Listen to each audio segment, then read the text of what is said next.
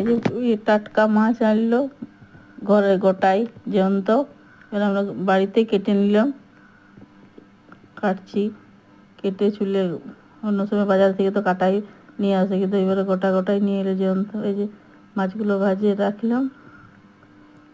এবারে কলা, পেঁপে, আলু, বেগুন দিয়ে এই আদা লঙ্কা বাটা দিয়ে পাতলা ঝোল হবে, মশলা ছাড়াই, বিনা মশলা দিয়ে আদা আর লঙ্কা বাটা দিয়ে খালি।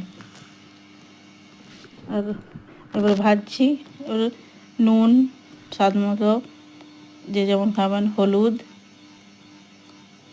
তার লঙ্কা, এটা দিয়ে লঙ্কা আদা বাটা দিয়ে দেবো খালি, আর কিছু না।